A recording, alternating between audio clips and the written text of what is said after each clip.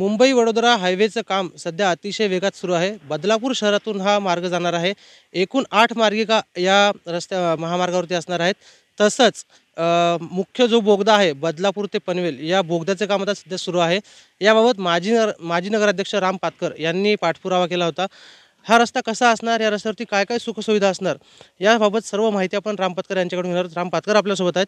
तात्या, काय सांगाल, नेमका हा जो रस्ता आहे यावर तुम्ही पाठपुरावा केला होता, आता बोगद्याचं काम सुरू आहे, कशा प्रकारे हा मार्ग असेल, कसा असेल, किती किलोमीटरचा आहे आणि एकूण काय काय सुखसुविधा याच्यावरती आहेत? असं आहे, हा मार्ग साधारण 400 किलोमीटर आपला वडोदरापर्यंत आहे.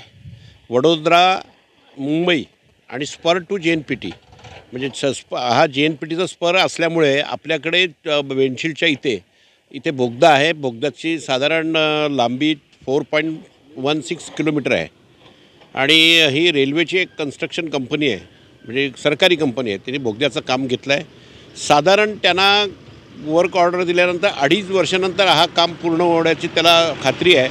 साधारण आपल्या ग्रामीण भागामधून बेंडशीळ आहे, त्यानंतर देविली आहे, बोज आहे आणि इकडनं जो जाणारा रस्ता आहे चामटोली आहे, सापे आहे, बदलापूर गाव आहे, रिंजाड आहे, डोकेदापिवली आहे, आंबेशी आहे.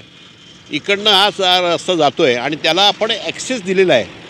चढ उतरायचा जागा आपल्याकडे साधारण मुंबईनंतर पहिला उतारायचा जागा जो आहे ती जागा म्हणजे आपल्या जुईलीतून जातो आहे, जुईलीपर्यंत येतो आहे आणि त्यामुळे आपल्या ह्या परिसराला प्रचंड डिमांड येणार आहे.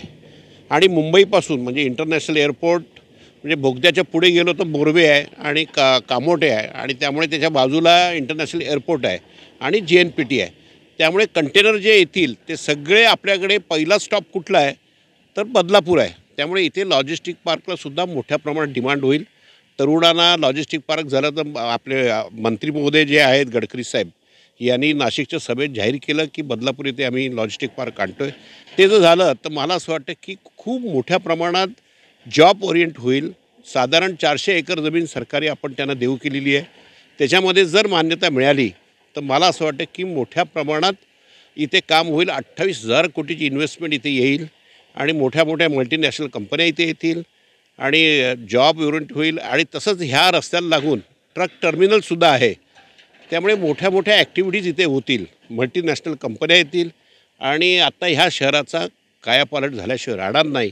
मी खऱ्या अर्थानं गडकरी साहेबांना धन्यवाद देतो, मोदी साहेबांना धन्यवाद देतो की त्यांनी आपल्याला काय पाहिजे या शहरासाठी, डेव्हलपमेंटसाठी, तर ते आपल्याला दिलेलं आहे. आणि बदलापूर शहर हे मुंबईपासून आता जवळ झालेलं आहे. आपल्याकडे नवी मुंबई जायला साधारण 65 किलोमीटर लागतं. ठाण्याला जा, ठाण्यावरून परत नवी मुंबईत जा. आता आपण डायरेक्ट 20 मिनटामध्ये नवी मुंबईला जाऊ शकतो, एअरपोर्टला जाऊ शकतो. हे सगळे फायदे याच्यामध्ये होणार आहे. शेतकऱ्यांना त्याचा फायदा होणार आहे. आणि लँड ॲक्विजिशन पूर्ण झाली त्यानंतर आत्ता साधारण कामाला गती घेतलेली आहे आणि 14, 15, 16 असं स्टेजेस आहेत त्याचे, 17वा स्टेजेस आहे आणि बोगद्याचं काम पण सुरू झालेलं आहे. मशीन जर टाकल्यानंतर साधारण 2 वर्षामध्ये काम पूर्ण होईल. Ajay Joshi, ABC news, Badlapur.